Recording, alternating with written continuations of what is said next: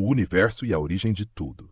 Cena: um vasto espaço, onde as estrelas brilham intensamente e o cosmos parece pulsar com mistério. Jesus e Stephen Hawking estão sentados frente a frente como dois viajantes do conhecimento em busca das respostas mais profundas da existência. Observando o infinito durante toda a minha vida, dediquei-me a compreender as leis do universo. A gravidade, o espaço-tempo, os buracos negros, tudo segue regras matemáticas precisas. Mas há uma questão que sempre permaneceu. O que havia antes do início de tudo? Stephen, perguntas sobre o começo são perguntas sobre propósito. O que buscas não é apenas uma origem, mas um significado. Mas minha visão sempre foi que o universo poderia ter surgido espontaneamente, sem a necessidade de um criador. A gravidade poderia permitir a criação do universo a partir do nada. Jesus, e o que é o nada para ti? O nada, na física, não é o vazio absoluto, mas um estado de potencialidade, onde as leis da física já existem. Então não é verdadeiramente nada, pois se há leis há ordem, e se há ordem há uma mente por trás da ordem. Mas e se as leis simplesmente existirem, sem um criador? Stephen, uma melodia pode existir sem um compositor. Hawking, o compositor seria necessário se a melodia fosse intencionalmente criada. Mas na ciência buscamos explicações que independam de intenções. E, no entanto, ao desvendar os mistérios do cosmos, não sentiste um senso de maravilha? Algo além dos números e das equações? Claro, a beleza do universo é inegável. A simetria, as leis fundamentais, a forma como tudo se conecta. É quase como uma sinfonia cósmica. Então te pergunto, se há uma sinfonia, não deveria haver um maestro? Essa é uma questão que sempre evitei responder. Mas admito que o universo é surpreendentemente preciso. Pequenas variações nas constantes físicas tornariam a vida impossível. O acaso pode criar algo tão perfeitamente ajustado? A hipótese dos multiversos sugere que poderia haver infinitos universos, e o nosso seria apenas um dos raros em que as condições foram favoráveis à vida. E se, em vez de um acaso cego, tudo isso fosse parte de uma intenção maior? Olhando para as estrelas, essa é uma pergunta que ainda não tenho como responder. Cena: o espaço sideral se estende ao redor deles. Galáxias giram lentamente à distância, como se o próprio universo estivesse ouvindo o diálogo. Hawking, com sua mente afiada, contempla as palavras de Jesus enquanto busca uma resposta dentro da estrutura da ciência. Hawking: o tempo é um dos maiores mistérios do universo. Minhas pesquisas sugerem que ele teve um começo, no momento do Big Bang. Mas também há hipóteses de que o tempo possa ser cíclico ou até inexistente em uma realidade quântica. E se o tempo for apenas uma percepção? Isso é algo fascinante. O tempo, na relatividade, é apenas mais uma dimensão, moldada pela gravidade e velocidade. Mas para a mente humana, ele flui de forma linear, do passado para o futuro. Mas eu te digo que para além desse universo físico, o tempo não é uma linha reta.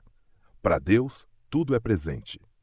Isso significaria que o passado, presente e futuro coexistem? Sim, o que chamais de passado não se perde. O que chamais de futuro já existe em potencial. Tudo é um contínuo, e vossa percepção linear do tempo é apenas uma limitação da consciência humana. Isso me lembra a teoria da relatividade. Para um observador em movimento próximo à velocidade da luz, o tempo desacelera. Para um fóton viajando pelo espaço, o tempo não passa. Então, de certa forma, o tempo é uma ilusão relativa ao observador. E se pudesses ver além das limitações do espaço-tempo, o que chamais de eternidade não é um tempo infinito, mas a ausência do tempo como conheceis. Hawking: se o tempo é uma ilusão, então a origem do universo pode ser apenas uma questão de perspectiva? Sim. A criação não é apenas um evento no tempo, é uma expressão contínua do ser. A existência é sustentada a cada instante, como uma chama que queima sem cessar. Então, poderíamos dizer que a realidade é sustentada por algo além das leis que conhecemos. Por uma consciência maior, a mesma que vos dá a capacidade de perguntar, de explorar e de se maravilhar com o cosmos. Hawking: sempre evitei a palavra Deus em minhas teorias. Mas admito que a ordem e a complexidade do universo são algo que ainda não podemos explicar totalmente. Jesus. A verdadeira ciência nunca teme a verdade. Ela apenas ilumina os caminhos para encontrá-la. O espaço ao redor parece vibrar com a imensidão do mistério. Estrelas nascem e morrem em um espetáculo cósmico de criação e transformação. Jesus e Hawking continuam seu diálogo, agora voltando-se para um dos maiores enigmas da ciência e da filosofia: a consciência. A física pode descrever quase tudo sobre o universo, suas forças, partículas, o tecido do espaço-tempo, mas há algo que ainda escapa completamente à nossa compreensão: a consciência. Jesus, porque ela não pode ser medida como a matéria. A consciência não é apenas um fenômeno químico no cérebro, mas uma centelha que transcende o físico. Muitos cientistas acreditam que a mente é apenas o resultado de bilhões de neurônios interagindo, sem necessidade de uma alma ou essência separada. E ainda assim, Stephen, de onde vem a autoconsciência? Por que o universo cria seres capazes de questionar sua própria existência? Isso é um mistério. A inteligência poderia ser apenas um subproduto da evolução, uma adaptação biológica. Mas a capacidade de refletir sobre a existência e buscar significado é algo que vai além da simples sobrevivência. O universo não gera consciência por acaso. A consciência é o próprio propósito da criação.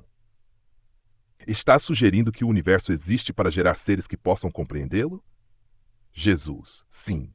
A consciência é a centelha divina dentro de cada um. Não sois apenas matéria organizada, sois participantes da própria existência, capazes de moldá-la. Essa ideia se aproxima do princípio antrópico, que sugere que as níveis do verso parecem ajustadas para permitir a existência da vida inteligente.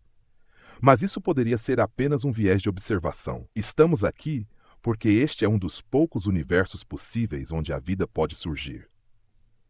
E se for ao contrário, e se o universo foi ajustado intencionalmente para que a consciência pudesse se manifestar? Essa é uma hipótese que a ciência não pode testar. Mas admito que o fato de podermos pensar sobre isso é algo extraordinário. A capacidade de perguntar já é um sinal de que estais no caminho certo. O que vos move não é apenas a busca por respostas, mas o desejo de compreender algo maior do que vós mesmos. Então, perguntas como por que existimos e o que há além do universo são mais do que apenas curiosidade, são reflexos da nossa própria natureza. Jesus. Exatamente.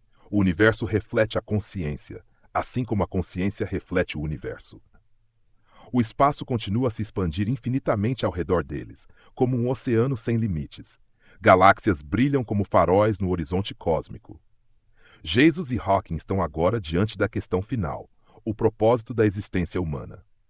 Hawking. Mesmo que admitamos que a consciência tem um papel fundamental no universo, resta a pergunta: qual é o propósito disso tudo? Por que existimos?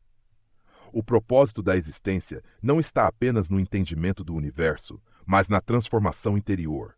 O conhecimento sem amor e sabedoria é incompleto. Então, não basta apenas descobrir as leis do cosmos. O conhecimento da matéria é apenas metade do caminho. A outra metade é o conhecimento do espírito. Mas a ciência não pode medir o espírito. Se ele existe, deve estar além do que conseguimos detectar. Jesus. O que não pode ser medido não significa que não existe. O amor, a compaixão, a esperança são forças reais, mas não podem ser quantificadas.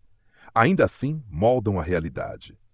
Isso me lembra a energia escura e a matéria escura.